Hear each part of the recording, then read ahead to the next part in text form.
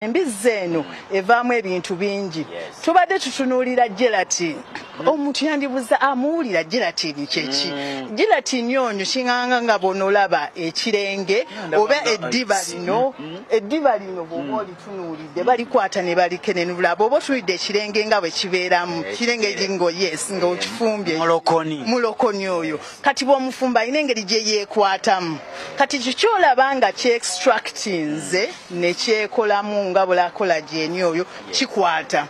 Kati most of the times abantu bwe baba baddira eddiba eryo nga balirongoosa bali extractingamu ne weesanga nga gelatine yo n'ogenda mukozesa mu ice cream, ogenda kumukozesa mu malagala, ogenda kumukozesa mu yogati, waliwo sweet seasonings woomers candies.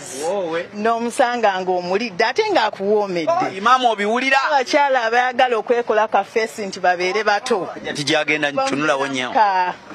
Kakola gyenyako ne weesanga nga naye okoze. Kati oba oyo obwo tumanyi obujjako toothbrush obusenya obwo ebibalongooseza buno abakazi abaagala okwekolako kati ne weesanga nga ng'obwoya bubakoze kooli mu kwesiiga naye nga tokoze eki tokimanyi era kati bw'obitunuulira ebyo nti ababeera eri baba bafumba ojja kumbuuza nti ate ne mu toothbrush agenda tuukiramu atya bw'otunuulira amagumba tuyinamu minerals, sodium, potassium, calcium. Kakati nze mbuuza bwe kibanga ddala muganda waffe mwannyinaffe omusiraamu asomesezza mu ngeri efaanana bw'etyo omugaso gw'embizzi era n'atulaga nti embizzi ya mugaso nnyo nga bw'aginnyonnyodde n'atulaga obulungi bwayo ne byonna bye tugifunamu. Kati nange nina ekibuuzo eri baganda baffe abasiraamu. Katonda yakola embizzi n'agiteekamu omugaso ogwo gwonna, n'agiteekamu obuwoomi obwo bwonna, n'agiteekamu ebirungo ebyo byonna, nga ekigendererwa kye ki?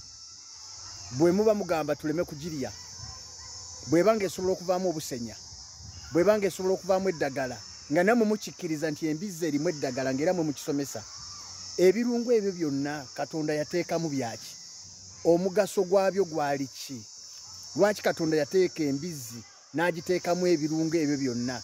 Ekigendererwa kye kyali ki? Yali agenderera ki ateeka ebirungo ebyo byonna mu mbizzi? Kitegeeza nti Katonda takola nsobi. Bw'abanga yateeka omugaso ogwo gwonna mu mbizzi, kitegeeza yali akoze ebintu ebyo byonna embizzi eriibwe ebe ng'egasa abantu. Yagiteekamu omugaso ogwo gwonna egyo emigaso gyonna gikole ki? Gituyambe ng'abaana b'abantu, gibe nga gisobola okutuyamba okubanga tuzimba omubiri gwaffe, okubanga tufuna ekyo Katonda kye yagiteekamu. Buli kintu eky'omugaso Katonda kye yatonda nga kya mugaso, kitegeeza tuteekwa okufuna omugaso gwakyo. N'olwekyo nsaba abaana ba Katonda, tolinda kulwala. Bwe bakugamba nti omululuuza guwonya omusujja, tolinda kulwala ogumire. Nywako mpolampola, nywako mpolampola. Kati bwe kityo n'embizzi mulyeko mpolampola. Era singa Katonda abaako gwakwatako wiikendi eno, nange nandibadde neeyagala. Kyekyo